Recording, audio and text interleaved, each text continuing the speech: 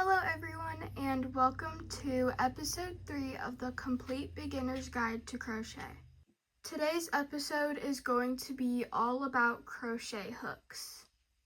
The topics I'm going to be talking about in this episode are hook materials, hook anatomy, sizing, why hook size matters, and I'm going to show you how to hold a hook. Okay, let's start with the first topic, which is hook materials. Hooks can be made out of aluminum, plastic, wood, bamboo, and then there's ergonomic hooks. If you're wondering what ergonomic hooks are, they're hooks designed to be more comfortable when you're crocheting. This is an example of an ergonomic hook, and it has a silicone handle, so it's more comfortable to grip and hold when you're crocheting for a long period of time. And this is an example of an aluminum hook, and you can tell it's aluminum because it has a shiny and smooth appearance. And this is a plastic hook, and you can tell it's plastic because it's less shiny than the aluminum hook, and it's much lighter. Here's a comparison between these three types of hooks. And I don't own any wood or bamboo hooks, but I can give you a quick description of them. Wood crochet hooks are smooth, warm to the touch, and lightweight. They provide a comfortable grip and a bit more friction than metal hooks. And this keeps stitches from slipping. They're a popular choice for natural fibers and long crochet sessions. Bamboo hooks are a type of wooden hook made from bamboo. They are very lightweight, flexible, and have a slightly grippier surface than most hardwood hooks, making them ideal for beginners or working with slippery yarns like silk or bamboo blends. And bamboo is a fast-growing, renewable material, making it an eco-friendly option. Now that I have explained all the types of hooks there are, I'm going to be explaining every single part of the hook and how it works. I'm going to be explaining every part of the hook from the bottom to the very top. So from this point all the way up to here, right before this indent, this is called the handle, and this is the part of the hook that you hold while crocheting. This little indent right here is called the shaft. This is the smooth section below the head that determines the hook size. So as you can see, this is an 8mm crochet hook, and in the next topic I'll explain how to determine hook sizes. But continuing, this is the throat, the part right above the indent. This part catches and holds the yarn as you pull through loops. This next part right above it, before the very top, is called the head. The head is the part of the hook that guides the yarn into the throat and through stitches.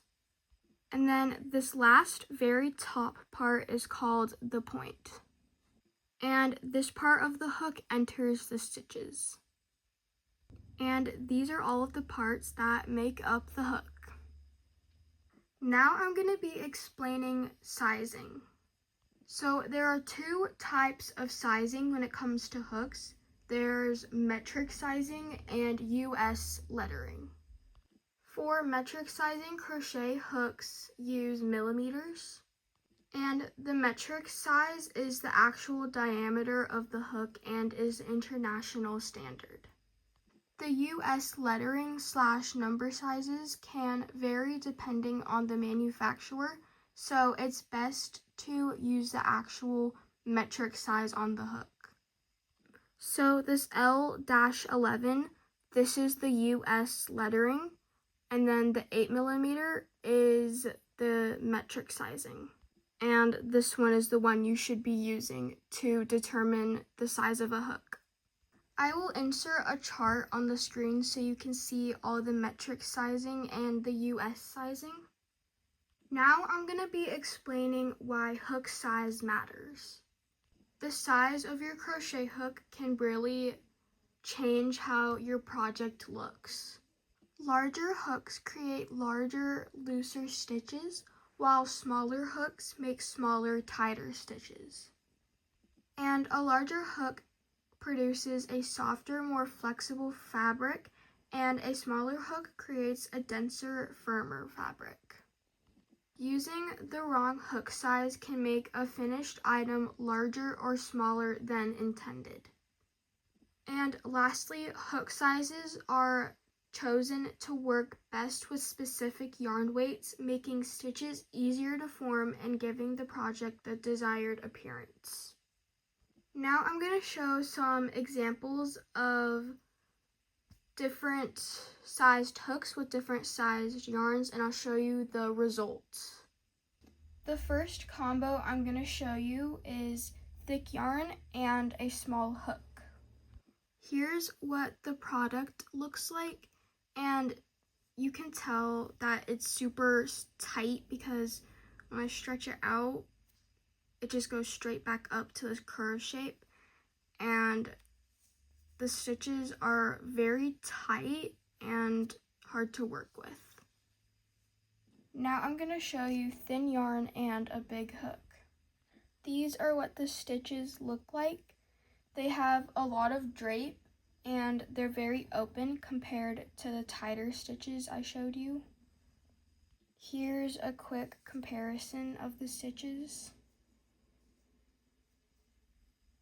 Now I'm going to show you the correct combinations.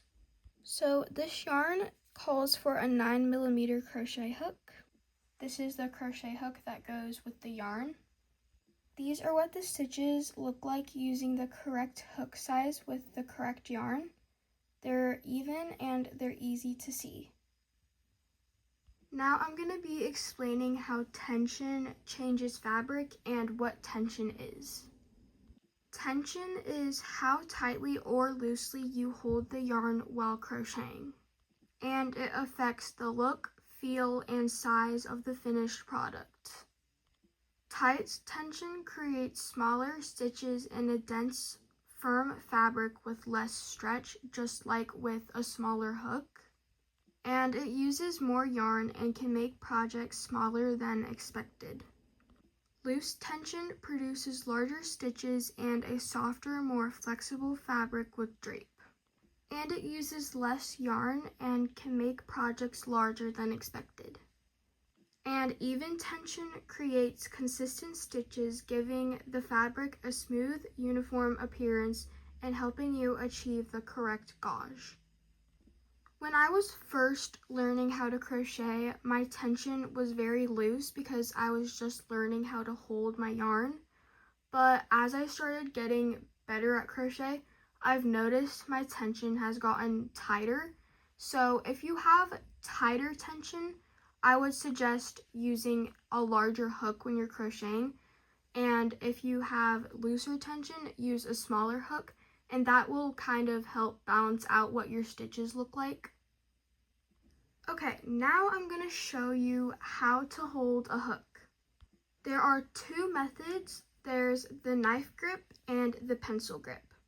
The first method is the pencil grip method, and this is how you would hold it for the pencil grip, just like a pencil or like a pen, like if you're writing.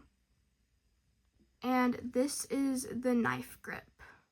I personally use this method because it's just more comfortable for me, but choose whatever is comfortable for you. And neither of those methods are wrong, just pick whatever makes you feel the most comfortable.